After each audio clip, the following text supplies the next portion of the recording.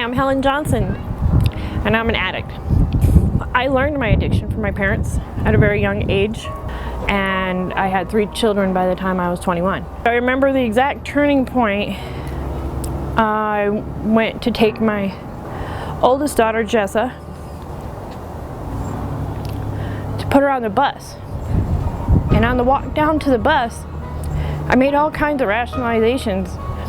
Well, you know, they don't have seat belts, so she's not going to be safe.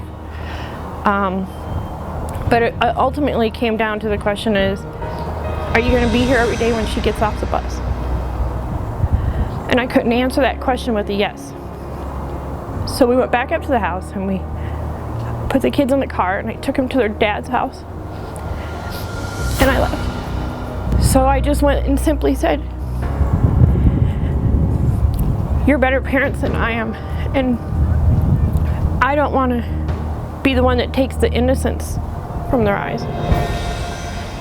So that was my turning point. I spent a good 15 years in addiction, in and out of towns.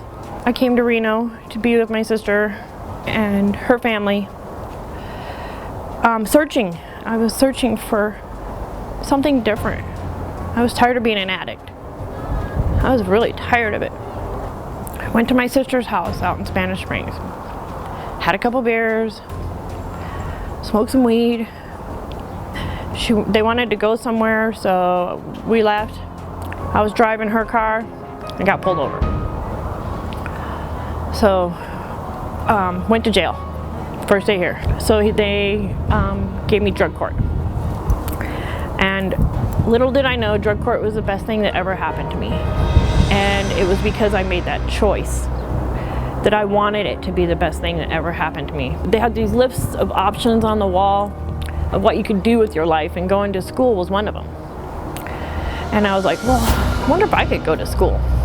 When I met Helen and reviewed the information that she had given me and her background, she had a specific goal and she wanted to go to school. And like she said, I definitely gave her a list of things to accomplish to ensure that she was motivated and to ensure that indeed that this is going to be a path that she was able to be successful at, because that is one of our duties or our roles. At the time, she brought back all of her assignments, all well done. We moved her into plan. At that time, whenever we move people into plan and they start their services, we do a lot of monitoring.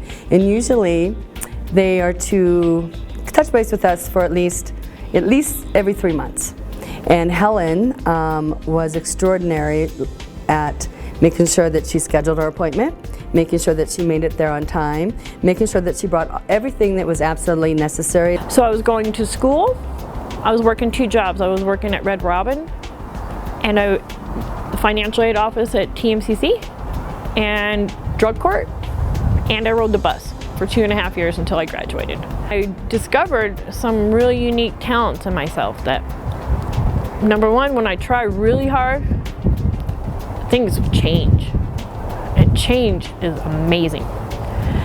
And number two, that there are people that care.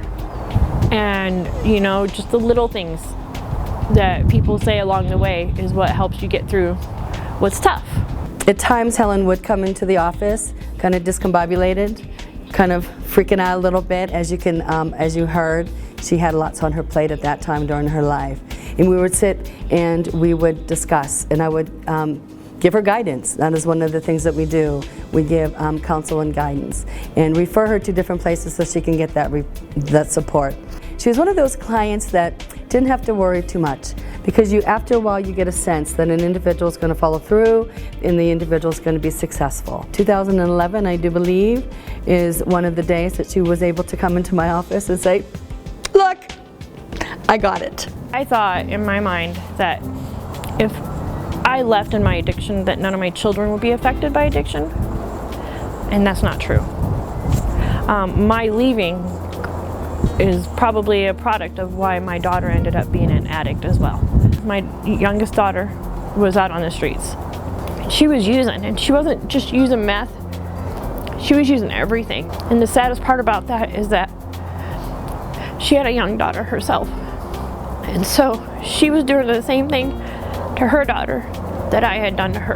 And after being out on the street for a couple years, She walked by Walmart one day and there was a woman at the well. They had a table out there and she stopped by and picked up a pamphlet and she checked in the next day. And she stayed there for 18 months. During the time that she checked into rehab, a girl was giving her testimony saying, my mom has never been there my whole life, but now we reconnected and now I understand, being an addict myself, what happened. And Lacey said that that was her moment. When she said, aha, now I understand what maybe my mom was going through, because now I feel the same exact way that she did. So then she reached out to me through the program and said that she, you know, it took a lot of time and baby steps, but she said that we would, she wanted to reconnect. So I went to Tennessee on December 26th of 2013. And I reunited with my children after 18 years of not being able to see them. And it was 18 years to the day. We're only counselors. We don't make changes in people's lives. The people make their own changes. We're just there to help guide, to help assist, to be that support. My aim is to get a bachelor's in educational leadership and continue my work here at TMCC. That's what we're here to do, is to really help people strive and get to the point in their lives that they are productive individuals and feel good about themselves and give back to others.